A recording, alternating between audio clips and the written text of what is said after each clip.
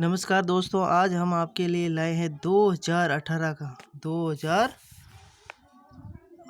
का जो writ level first का जो साइकोलॉजी का पेपर है उसको मैं सॉल्व करूंगा आपको।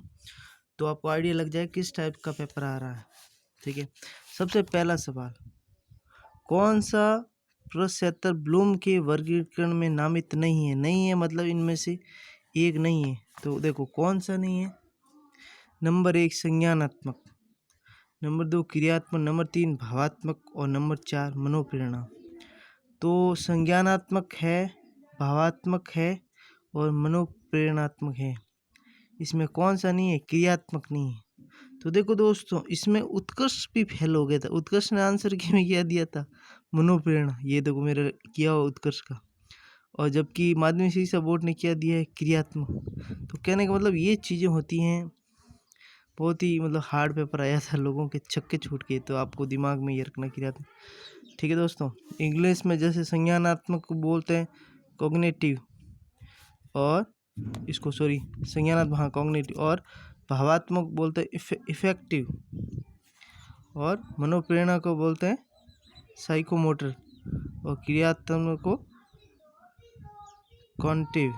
ओके, तो सही आंसर क्या है? ये क्रियात्मक, बी। इसका राइट आंसर क्या दिया है? ये ऑफिशियल आंसर की है माध्यमिक शिक्षा बोर्ड की माँ। अब है दूसरा सवाल। दूसरा सवाल क्या है? निम्नलिखित में से कौन सा राष्ट्रीय पाठ्यचर्या 2005 ढांचे में मार्गदर्शक सिद्धांत नहीं है? फिर नहीं है पूछा है, बाकी सारे हैं, एक नहीं है। तो कौन सा नहीं है? देखो, स्कूल से बाहर जीवन को ज्ञान से जोड़ना, परीक्षा को अधिक लचीला और कक्षा जीवन में एकीकृत करना, अधिगम को रटना, विधि को सुविधाजनक बनाना चाहिए, पाठ्य पुस्तक केंद्रित रहने की बजाय बच्चों के समग्र विकास के लिए समृद्ध पाठ्यचर्या प्रदान करना। तो इसका राइट आंसर क्या है? अधिगम को रटना, विधि को सुविधाजनक बनाना। रटना नहीं चाहिए, यहाँ से शब्द पकड़ देना। ये जो है इसका राइट आंसर है। यानी कि पाठ्यचर्या 2005 ढांचे में पाठ्य 2000 जो एनसीएफ है अपन का 2005, ये नहीं कहता है कि रटो चीज़ों को। वो खाली ये कहता है स्कूल से बाहर जीवन से ज्ञान से जोड़ो, परीक्षा को लचीला बनाओ, कक्षा जीवन से एकीकृत करो, और पाठ्य केंद्रित क्रिया के बजाय बच्चों को समग्र विकास समर्थ पाठ्यक्रम प्रदान करना। मतलब इसका राइट आंसर क्या है? रटना। ये गलत चीज़ हो गया, तो इसमें नहीं पूछा तो नहीं, ये नहीं है।